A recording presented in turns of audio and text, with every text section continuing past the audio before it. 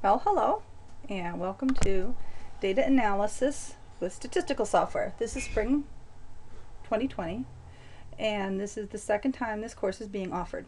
It was offered 1 year ago in spring of 2019, and that semester we had an online section and an in-person section. So many of the materials are written with the intention that there's two groups of students. This semester we only have online students. However, many of the ideas still apply.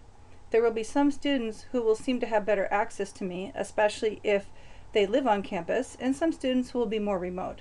And I expect that is part of what we will have to work through this semester. One of the most important things we do in the first week of class is establish a schedule that will continue through the rest of the semester. Let me show you what the main course website looks like. My name, donnadietz.com, StatSoft. It's going to ask you for a username and password, and that will be provided on Blackboard. Okay, so you will be in the website, and this is what you will see. Probably you got to this video by clicking this button, which is not yet active.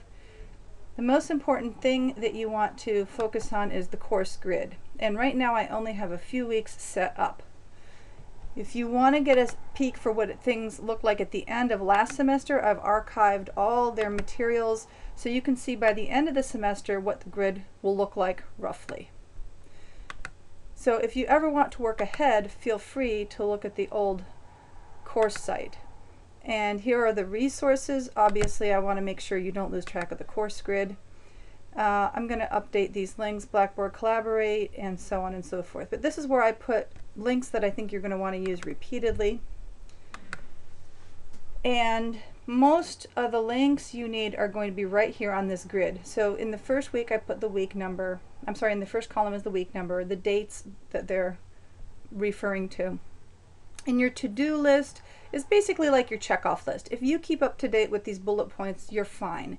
You want to stay up to date with everything, because on an online class it's extremely easy to fall behind. So please commit yourself to staying up to date on the checklist. It's totally fine to work ahead, and I will always make sure that there's material for you so that you can work ahead. But just commit to yourself that you're not going to fall behind, and everything should be fine. One really important part of the course is to make sure we are communicating regularly. And for people who had an online class, this was very, very important. For the in-person class, their attendance in the physical classroom was sufficient because they could see me before class, after class, and there was a lot more flexibility for that. But for online students who really need to check in with me, so this could be a Skype, this could be a phone call, so I had some students do all of the above. I will also have I will ask you, I will send out a survey to ask you when you're available if you would prefer a group session. So we can get together in the Blackboard Collaborate room. And I think that would be a really good idea for some people, because a lot of people work better in a group setting. Even if it's a small group setting with a few other people, then you can share ideas around and see how other people are feeling about material. They're finding it easy or hard, and you'll find that some of your struggles are the same as what other people are experiencing. So I'm going to try to set up groups like that. For people who do live on campus or very close to campus and would prefer to meet in person, I will be happy to set up meetings that are actual physical people. So maybe 3 of us could get together at the same time, and that's our meeting. So whether it's online on Blackboard, Skype, phone, whatever, I want to see each person once a week, and that time can range between 10 minutes or more. I had some people who would consistently call me, and we'd have like a Skype or a phone check-in, and that could be half an hour every week. And some people who would just, maybe it's 5 or 10 minutes, because maybe they're very familiar with the software, for whatever reason they weren't having trouble. Sometimes people would check in with me and we'd end up talking about other stuff. So sometimes you have questions about your career or your academic plans or something like that. So there's other things we can do with the time, so long as you check in and I know that you're doing okay and you're staying up to date on the course. Okay, so this column is all the videos as they unfold, and you will want to make sure that you think of this as a to-do list. Everything in the videos list is watch these videos. Okay, and then homework is going to go in this column with just some fun readings, but for example, these PDFs are really part of your homework.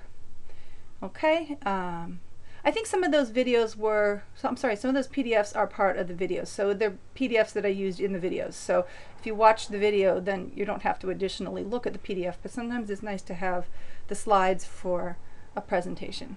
Okay, and the first week there's no official deadlines, but by the end of week 2 I want you to have both of your review quizzes done. So I'm asking you to do one the first week and one the second week, but I'm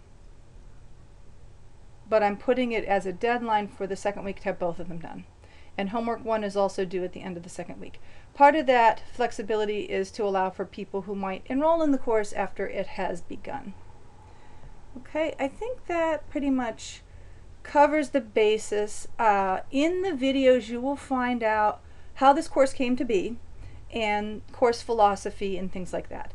But I just wanted a new video for spring 2020 so that I could greet you for this specific semester and let you know that, for example, that you are only online, and I understand that's a challenge, and we will work together to make sure we keep a close connection so that you can succeed in the course.